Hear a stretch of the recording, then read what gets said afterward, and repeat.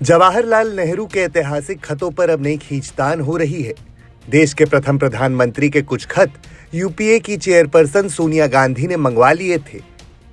नेहरू ने ये खत Edwina Mountbatten, Albert Einstein, Jayaprakash Narayan, Padmaja Naidu, Vijaya Lakshmi Pandit, Aruna Asaf Ali, Babu Jagjivan Ram और गोविंद वल्लभ पंत को लिखे थे।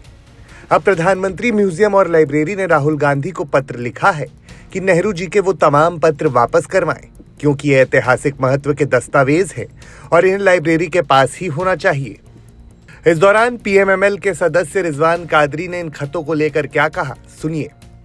मैं काफ़ी बरसों से प्रधानमंत्री संग्रहालय, जो पहले नेहरू मेमोरियल के नाम से जाना जाता था, वहाँ पर संशोधन कार्य करता हूँ। पहले तो हमें ये नेहरू पेपर्स दिखाया ही नहीं जाता था, उसके लिए श्रीमती सोनिया गांधी जी का परमिशन आवश्यक रहता था। मगर 2019 में जब मैं इस संस्था का नॉमिनेटेड सदस्य बना, तब से हमारा डिमांड रहा और ख़ास करके मेरी बरसों से एक तमन्ना थी कि पंडित जवाहरलाल नेहरू और लेडी माउंटबेटन के बीच का जो ओरिजिनल कॉरेस्पॉन्डेंस है, जो इस संस्था के अंदर ही था, तो वो मैं देखना चाहता था।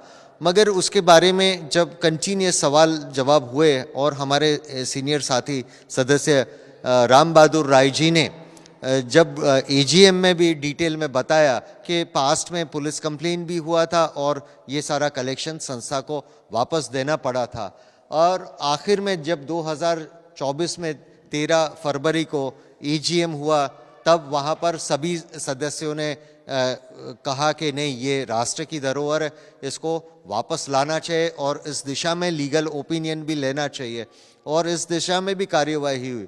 पर उसके साथ साथ मैंने ये देखा था कि नेहरू पेपर्स में से काफ़ी सारे पन्ने मिसिंग है।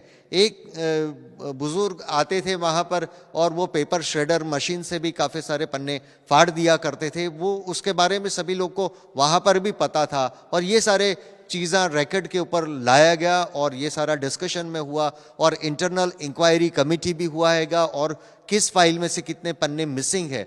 मगर ये सारा जब आगे बढ़ा, तब रिकॉर्ड के ऊपर जो मिनट्स है उसमें भी मेंशन किया गया कि 2008 की साल में करीबन 51 कार्टन्स यानी बॉक्स, जो श्रीमती सोनिया गांधी जी के कहने पे उनके प्रतिनिधि ने वहाँ से विड्रॉ किए गए हैं, और ये कलेक्शन वापस लाने के लिए मैंने श्रीमती सोनिया गांधी जी को पत्र लिखा था।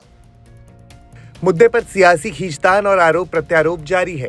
पहले सुनिए सांसद कीर्ति आजाद का बयान। प्रधानमंत्री संग्रहालय ने जवाहरलाल नेहरू के जो डॉक्यूमेंट्स हैं उनकी मांग की है, आप इसको किस तरह से देखते हैं? क्या हो गया नरेंद्र मोदी जी को? सुबह से शाम तक तो नेहरू जी को पूछते हैं। उन्होंने इतने पीएसयूज खड़े किए, उन पीएसयूज को खड़े किए जैसे कोई खानदान में व्यक्ति संपत्ति अर्जित करता है, बच्चों को देता है कि वो और आगे बढ़ाए, लेकिन नालायक बच्चा होता है, बेचता है। आज हमारे पीएसयूज बेच रहे हैं, बिक रहे हैं, उनके समय के खड़े किए हुए। तो आज नेहरू जी की याद कैसे आ रही है, उनकी चिट्ठियाँ क्यों चाहिए, मुझे समझ में नहीं आ रहा। जो पूछने वाले हैं क्यों मांग रहे हैं? वहीं संबित पात्रा का भी बयान आपको इस मुद्दे पर सुनवा देते हैं। हम दो चीज़ें जानना चाहते हैं। एक तो क्या राहुल जो एलओपी हैं वो वाकई सोनिया जी से बात करके इन चिट्ठियों को देश के हवाले करेंगे? हम जानना चाहते हैं कि आखिर नेहरू जी ने एडवीना माउंटबेटन को क्या लिखा। हम जानना चाहते हैं किस प्रकार का संवाद नेहरू जी और जयप्रकाश नारायण जी के बीच में हुआ।